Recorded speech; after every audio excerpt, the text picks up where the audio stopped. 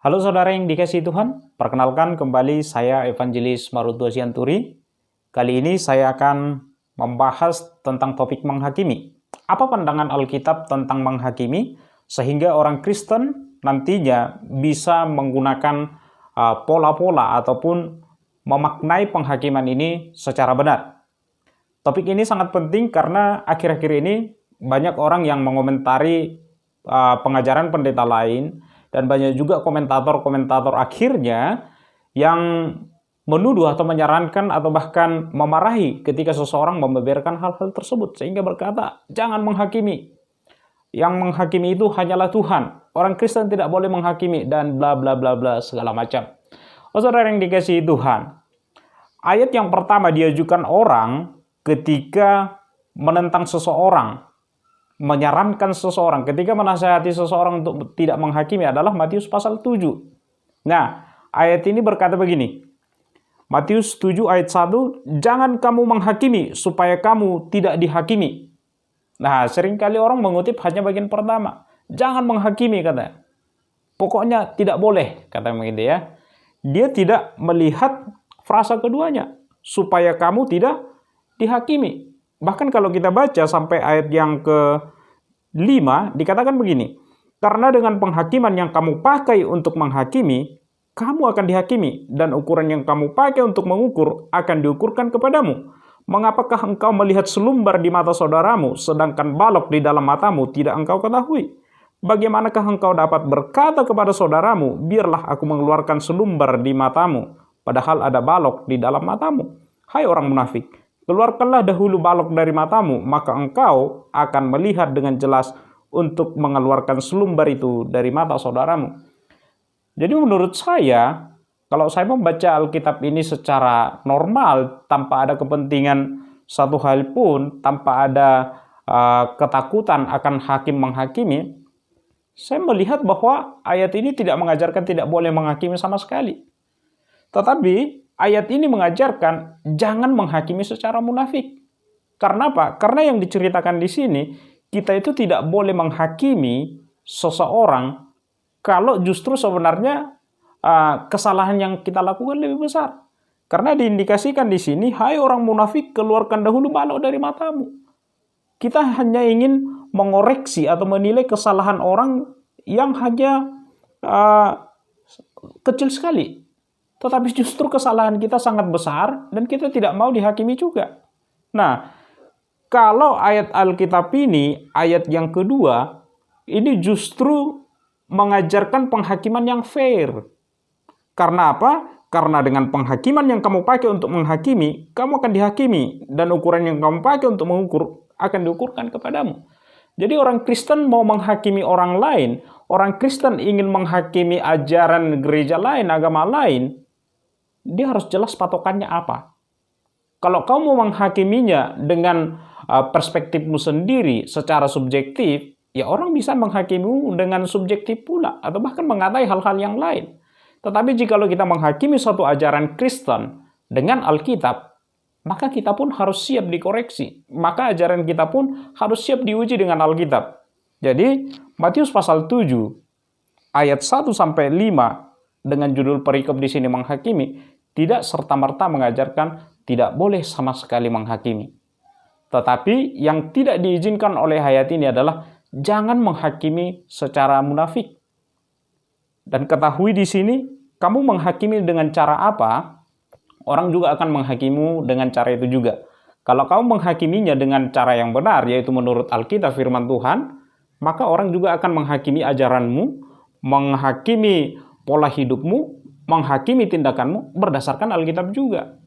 Nah, kalau misalnya kamu menghakimi secara benar, orang lain menghakimi secara tidak benar, ya itu urusan dia dengan Tuhannya lah. Nah, berikutnya, saudara yang dikasihi Tuhan, ada satu ayat yang mungkin jarang sekali dibaca orang, sehingga dia anti terhadap penghakiman, anti terhadap kata menghakimi. Misalnya, Yohanes pasal 7. Saya mengajak kita membaca Yohanes pasal 7 ayat 24. Nah, Yohanes pasal 7 ayat 24 dikatakan, janganlah menghakimi menurut apa yang nampak, tetapi hakimilah dengan adil. Oh, di sini bahkan lebih aktif dikatakan, hakimilah dengan adil, tetapi jangan dengan munafik. Jadi orang Kristen menurut ayat ini diharapkan Tuhan supaya menghakimi juga, tetapi menghakiminya secara adil, secara fair, dengan dasar yang jelas, yaitu firman Tuhan. Tetapi tidak boleh menghakimi menurut apa yang nampak, begitu ya. Menghakimi menurut apa yang nampaknya saja. Ya harus diteliti secara baik, begitu. Jangan hanya karena kelihatannya begini, karena kelihatannya sepertinya tidak tulus, karena kelihatannya sepertinya tidak cocok dengan kita, lantas kita langsung menghakimi dia secara membabi buta, tetapi tidak fair, tidak adil. Oh, tidak seperti itu. Jangan pula karena misalnya ada gereja X nih. Gereja X ini berbeda pendapat dengan kita. Sehingga akhirnya apapun yang dikatakan oleh gereja X ini, walaupun itu firman Tuhan, selalu kita menganggap itu salah. Selalu menganggap itu kita tidak benar. Padahal di dalam gereja X yang salah ini pun, mungkin masih ada 1-2 kebenaran. Mungkin masih ada 1-2 sisa-sisa daripada kebenaran yang diajarkan Alkitab. Jadi ketika dia menyampaikan sesuatu hal yang benar, ya kita harus akui yang dia sampaikan itu benar. Tetapi bukan berarti dengan mengatakan 1-2 yang benar, bahwa semua kesalahannya tidak bisa kita koreksi. Itu yang salah. Jadi saudara yang dikasihi Tuhan, tampaknya banyak orang yang anti terhadap korektor, terhadap mengoreksi, yang anti terhadap kata-kata menghakimi, adalah orang-orang yang salah faham tentang makna menghakimi. Banyak orang mungkin sudah mengkonotasikan menghakimi ini semacam semacam menjatuhkan vonis hukuman begitu. Padahal tidak. Ada banyak di Alkitab itu, kalau kita tinjau secara baik begitu ya, kita tinjau ke akar katanya, sebenarnya apa sih makna menghakimi ini? Sebenarnya ada banyak kata-kata di dalam Alkitab itu yang maknanya sama dengan menghakimi, dan itu dibolehkan. Dan dari bahasa Yunani, kata menghakimi ini berasal dari kata krino begitu ya. Jadi dari penyelidikan yang boleh dilakukan, ini bisa kita temukan kalau misalnya Anda searching di Alkitab Anda, apakah itu menggunakan aplikasi The Word ataupun Bible Works, kamu akan mendapatkan di sana bahwa kata menghakimi itu bisa ditemukan di Alkitab sebanyak 114 kali. Dan kalau diteliti, mayoritas kata menghakimi itu, kata krino, diterjemahkan sebagai menghakimi. Mayoritas memang. Tetapi ada juga kata-kata krino yang diterjemahkan tidak dengan kata menghakimi. Misalnya dengan kata memutuskan begitu ya. Coba kita buka Lukas pasal 12 ayat 57. Lukas pasal 12 ayat 57. Nah, di dalam Lukas pasal 12 ayat 57 dikatakan, dan mengapakah engkau juga tidak memutuskan sendiri apa yang benar? Kata memutuskan di sini memiliki akar kata krino. Jadi, kata krino atau kata menghakimi yang sering kita kenal bisa juga berarti tentang memutuskan, mempertimbangkan.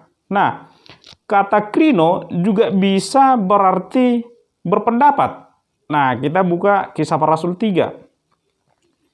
Kisah Para Rasul 3 ayat yang ke-13. Dikatakan begini, Allah Abraham, Ishak dan Yakub, Allah nenek moyang kita, telah memuliakan hambanya, yaitu Yesus yang kamu serahkan dan tolak di depan Pilatus, walaupun Pilatus berpendapat bahwa ia harus dilepaskan. Kata berpendapat di dalam ayat ini sebenarnya memiliki akar kata krino. Jadi krino ataupun menghakimi itu bisa juga berarti sebenarnya berpendapat. Nah, kalau sudah berpendapat, berarti kita itu menilai begitu. Berarti kita menghakimi. Nah, pengertian lainnya dari kata krino bisa juga tentang coba kita buka 1 Korintus 10. 1 Korintus 10 terlebih dahulu, ayat yang ke-15. 1 Korintus 10 ayat yang ke-15, ayatnya berbicara begini. Aku berbicara kepadamu sebagai orang yang bijaksana, pertimbangkanlah sendiri apa yang aku katakan. Jadi kata krino juga bisa diterjemahkan sebagai mempertimbangkan. Jadi ketika kamu mempertimbangkan, berarti ada di sana nilai yang kamu ukur. Kamu nilai apakah benar, kamu nilai apakah salah, kamu nilai apakah pendapatnya ini abu-abu, bersayap, dan segala macam. Tetapi intinya, kata krino itu bisa memiliki arti yang macam-macam. Bisa memiliki definisi yang beragam. Bisa dia menghakimi, bisa dia untuk memutuskan, bisa dia berpendapat, bisa dia menganggap, dan juga bisa dia mempertimbangkan dan segala macam. Jadi jangan dianggap menghakimi itu selalu berkonotasi negatif. Jangan dianggap bahwa kalau menghakimi itu sudah pasti menjatuhkan hukuman. Tidak begitu. Menghakimi ataupun mengkritisi ajaran begitu ya, baik gereja-gereja tertentu, baik agama tertentu, itu tidak lain tidak bukan yang dilakukan, misalnya saya nih, hanya semacam kritik, hanya semacam perbandingan, hanya untuk mempertimbangkan dan mengoreksi begitu ya, menurut catatan Alkitab. Lain daripada itu tidak ada. Kalau dikatakan bahwa ajaran gereja lain itu tidak sesuai dengan kata Alkitab yang demikian, ya tentu orang lain juga bisa mengoreksi pengajaran yang saya sampaikan. Tentu orang lain juga bisa mengoreksi termasuk tayangan video ini. Ketika saya membuat topik tentang menghakimi, para pendengar sekalian sekarang bisa menghakimi saya begitu. Apakah yang saya katakan ini ada dasar Alkitabnya, atau justru hanya pendapat pribadi? Kalau hanya pendapat pribadi, ya Anda bisa abaikan saja. Tetapi kalau yang saya katakan ini memang sesuai dengan Alkitab, Anda patut merenungkannya, saudara yang dikasihi Tuhan. Orang Kristen, seperti di dalam Yohanes pasal 7 ayat 24, diharapkan untuk menghakimi, tetapi menghakiminya secara adil. Ada lagi ayat yang sangat menarik. Saya ingin mengajak kita membaca di 1 Korintus pasal 4. 1 Korintus pasal 4. Ini ayat yang menarik bagi orang Kristen. 1 Korintus pasal 4 ayat yang kelima. 1 Korintus pasal 4 ayat yang kelima dikatakan begini. Karena itu janganlah menghakimi sebelum waktunya, yaitu sebelum Tuhan datang. Ia akan menerangi juga apa yang tersembunyi dalam kegelapan, dan ia akan memperlihatkan apa yang direncanakan di dalam hati, maka tiap orang akan menerima pujian dari Allah. Ayat ini juga kerap dikutip orang untuk berkata, jangan menghakimi. Jangan menghakimi sebelum Tuhan datang. Jadi sekarang kita tidak boleh menghakimi, ya terserah orang mau percaya apa. Ya terserah, itulah imannya, kata begitu. Hei saudara yang dikasihi Tuhan.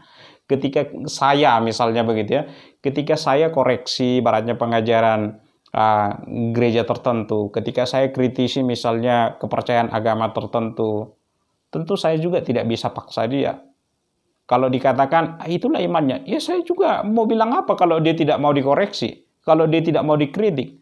Tetapi apa yang menurut saya salah dan bertentangan dengan Alkitab, kebetulan saya juga paham tentang topik itu, ya tentu tidak salah menyampaikan pendapat. Sama seperti dia bisa menyampaikan pendapatnya tentang topik tertentu, saya juga bisa, begitu ya.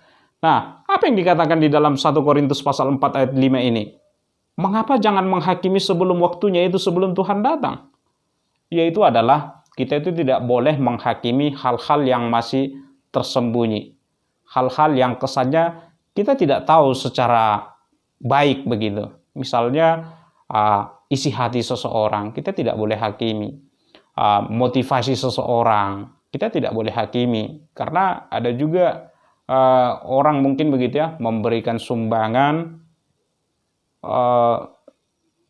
dikatain orang ketika seseorang memberikan sumbangan, tetap juga ada orang yang mengatai, wah itu pencitraan, katanya begitu ya. Itu tidak tulus.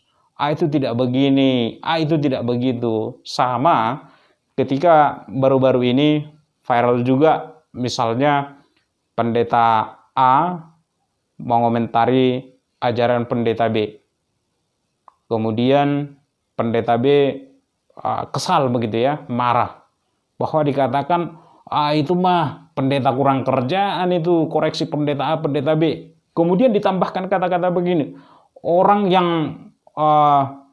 ribut dengan urusan pendeta lain dan mengomentari atau bahkan mencari-cari kesalahan pendeta lain, itu hatimu busuk, katanya begitu.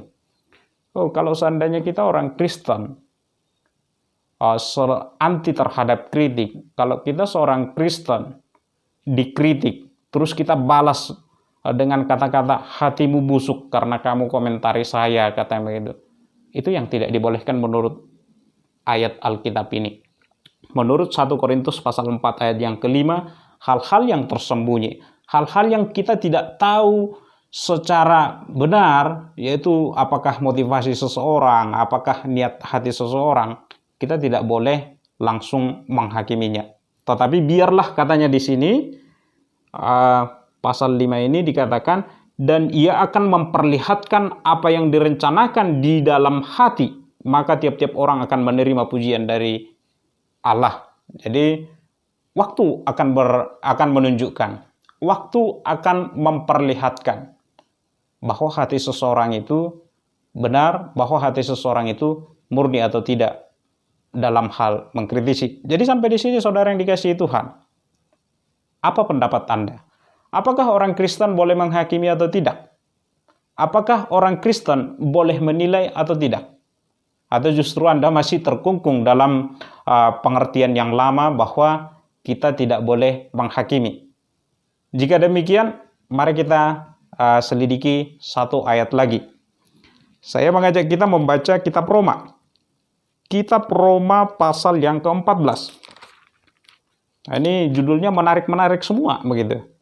Roma pasal 14 mulai dari ayat 1 ini perikopnya berjudul jangan menghakimi saudaramu. Saya akan baca terlebih dahulu. Ayat 1, terimalah orang yang lemah imannya tanpa mempercakapkan pendapatnya. Yang seorang yakin bahwa ia boleh makan segala jenis makanan, tetapi orang yang lemah imannya hanya makan sayur-sayuran saja. Siapa yang makan, janganlah menghina orang yang tidak makan. Dan siapa yang tidak makan, janganlah menghakimi orang yang makan. Sebab Allah telah menerima orang itu. Siapakah kamu sehingga kamu menghakimi hamba orang lain? Entahkah ia berdiri, entahkah ia jatuh, itu adalah urusan tuannya sendiri. Tetapi ia akan tetap berdiri karena Tuhan berkuasa menjaga dia terus berdiri. Yang seorang menganggap hari yang satu lebih penting daripada hari yang lain, tetapi yang lain menganggap semua hari sama saja. Hendaklah tiap-tiap orang benar-benar yakin dalam hatinya sendiri. Ayat ini memang berkesan bahwa kita tidak boleh menghakimi atau menilai ajaran-ajaran tertentu. Misalnya tentang di sini nih, kita tidak boleh mempercakapkan seseorang itu boleh makan segala jenis makanan atau mengharamkan 1-2 makanan begitu. Misalnya tentang babi nih, boleh nggak orang Kristen menghakimi sesama Kristen yang lain yang kebetulan tidak mau makan daging babi? Kalau menurut ayat ini yang dipahami secara salah begitu ya, kita tidak boleh menegur mereka. Terserah dia mau makan babi atau tidak, kita tidak boleh komentar. Tetapi saudara yang dikasihi Tuhan, hal yang perlu kita lihat dari Roma pasal 14, yaitu konteksnya yang berbicara tentang menerima orang yang lemah imannya tanpa mempercakapkan pendapatnya begitu. Jadi ini konteksnya adalah orang yang lemah iman. Jadi yang sebenarnya dia sendiri pun belum sungguh-sungguh faham secara baik apa yang dia imani menurut firman Tuhan. Berbeda halnya dengan orang yang sudah sangat-sangat yakin bahwa ajarannya inilah yang saya pegang, katanya begitu. Nah, yang seperti itu pantas dan wajar dikritisi, wajar dihakimi. Tetapi kalau dia sendiri pun sudah berkata, oh saya juga sebenarnya tidak begitu yakin, kata begitu. Ya orang-orang yang demikian kita tidak perlu hakimi begitu. Justru kita bantu, justru kita berikan masukan, justru kita berikan keterangan yang lebih banyak supaya apa? Supaya dia suatu waktu nanti bisa ambil keputusan. Karena apa? Karena Roma pasal 14 ini berbicara tentang orang yang lemah imannya, yang belum sungguh-sungguh yakin apa yang pada saat itu ia pegang. Dia sedang mempertimbangkan. Orang-orang yang masih dalam mempertimbangkan tidak pantas untuk kita hakimi. Tetapi jikalau seseorang sudah betul-betul yakin, misalnya dia itu disuruh Allah untuk menghentikan virus corona dan menghentikan resesi ekonomi, dan kebetulan dan tentunya itu tidak terjadi sampai sekarang, ya kita wajar dong menghakiminya. Tetapi kalau dia sendiri pun ibaratnya masih ragu, tidak yakin boleh atau tidak ini makan darah ini, boleh atau tidak makan daging, boleh atau tidak ini makan persembahan berhala ini, wah saya masih pusing begitu ya. Maka untuk kasus-kasus yang demikian kita tidak boleh menghakiminya. Biarlah seturut pembelajarannya akan firman Tuhan, dia akan semakin yakin. Dan biasanya orang yang masih orang yang masih belum betul-betul yakin akan apa yang ia percayai, biasanya dia tidak akan percaya diri memaparkan apa yang dia terima tersebut. Biasanya dia hanya akan mendengarkan banyak masukan, merenungkannya, dan mungkin berpendapat kalau saya masih berpendapat seperti ini dan seperti itu. Jadi ini bukan konteks orang yang dihakimi. Saya setuju bahwa orang-orang yang lemah imannya tidak pantas dihakimi. Tidak perlu kita menjudge dia dan mempercakapkan pendapatnya karena apa? Karena kondisinya masih lemah iman. Tetapi orang-orang yang sudah berkoar-koar, yang sudah mengaku-ngaku, memiliki ajaran tertentu yang ternyata bertentangan dengan firman Tuhan, kita wajib menghakiminya. Jadi bagaimana saudara yang dikasihi Tuhan? Apakah Anda saat ini sudah yakin bahwa orang Kristen boleh menghakimi atau tidak? Sekarang silahkan Anda putuskan. Tuhan Yesus memberkati. Maranatha.